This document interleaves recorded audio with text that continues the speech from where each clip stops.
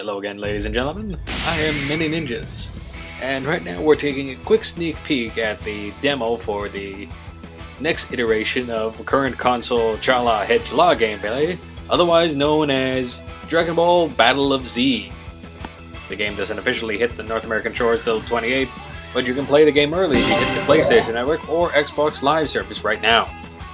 Let's take a look. For the playable demo of Battle of Z, you have 4 missions which are all based around the original Saiyan saga of the story, as well as online versus mode, as well as a co-op mode. What I found particularly curious about this title is due to the way how they advertised heavily on the fact that you can have up to 8 different characters on the screen, or 8 different combatants at once. The game honestly is trying to lend itself to, the best way I can describe for anyone who's played the older PlayStation titles.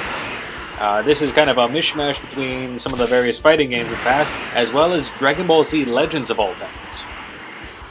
In addition to having their own unique set of basic combos as well as projectile attacks, each character also has their own set of special moves, which are defined if you look in the character's info, as well as their own ultimate move that can be unlocked and used once you gather enough energy in order to use it. So pretty much that's a good way to keep all the characters a bit more unique rather than the admittedly kind of cookie cutter setup they had in the original Legends titles, and a lot of the more recent fighters, which except for certain special moves, honestly kind of reuse a lot of the same animations for a lot of different characters. One of the curious improvements that I can honestly think of between this and the most comparable title I can think of being Legends is that in terms of making sure your other characters or your AI helpers stick around for a bit longer, the game actually has built-in features that allow you to send energy to basically help boost up a failing character, or if they happen to get knocked out, you have a limited period of time in order to revive them, in order to make it so you don't fall too far behind. Which is honestly a nice little touch there, which will really help in multiplayer, I imagine. In terms of the visual appearance, honestly, everything matches up pretty closely to the original Toriyama art, which is a nice touch there. And the actual arenas, although they're a bit limited, so I can't tell you too much from this particular demo, but in general I'd have to say they honestly look pretty nice there, and fit pretty well with the universe that this whole series is set in, so there are no complaints there at all. Everything is clearly destructible, as you can see, as this particular demo goes on. And for the more cinematic moves, such as the KO Handler, they honestly look really nice. The effects, they're flashy without being just obnoxious to look at, so there are no complaints there. In terms of the sounds for this game, we're working on the North American issue here, so obviously the voices are North American based there. And honestly, I'd say they're standard fare there for what you expect from this thing, meaning that they're pretty much TV quality at this point, so you have nothing really to worry about in terms of how all the characters are being portrayed. And everyone sounds really like how they're supposed to for the most part. So, at least based off this demo, so no complaints there.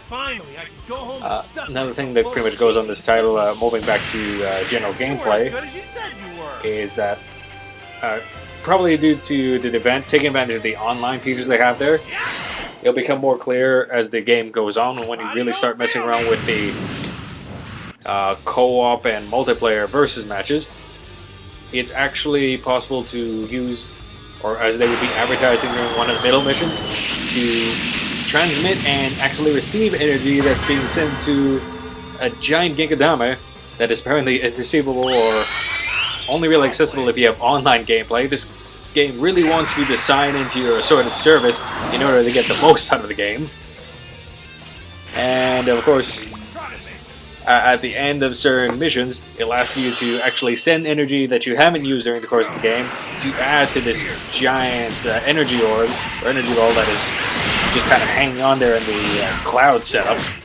It's kind of a small but interesting little addition there that kind of emphasizes to this title. While the mission modes, I imagine, will be a good covering of what's been going on throughout the course of the series there, and taking advantage of some of the stuff from more recent movies.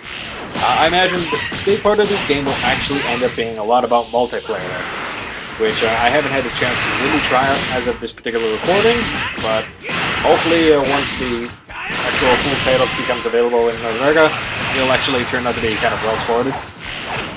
And rather lively, I hope.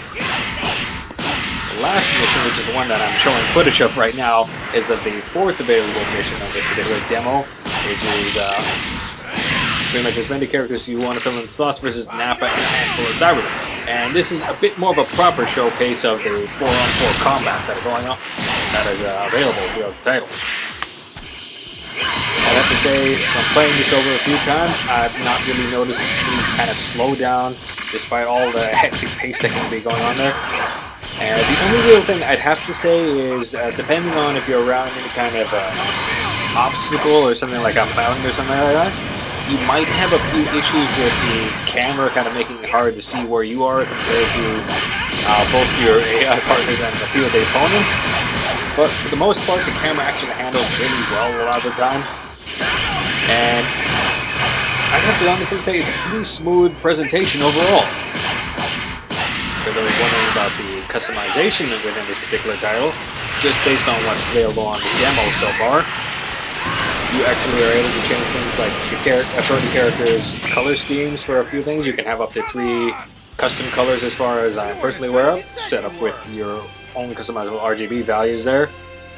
You can actually assign special item cards to each of the characters that allow you to boost things like health, melee damage, energy input, and just things that will also help you either recover HP, or pretty much special kind of one-time use items that you can use in the middle of gameplay, and other things that will help like boost your XP gains for general leveling and rank system, and so on and so forth. Last thoughts regarding the demo. Honestly, I enjoyed going through the demo. I actually already topped out the available rank of 20 that you can get as high as possible on this demo. And honestly, I'd have to say, in terms of the single-player mode, it should be interesting, but I imagine this game will really live and die depending on how the multiplayer works. Hopefully everything turns out well. Might be showing more of this later, ladies and gentlemen. But for now, that's the demo in a nutshell. Thanks for watching, and catch you all later.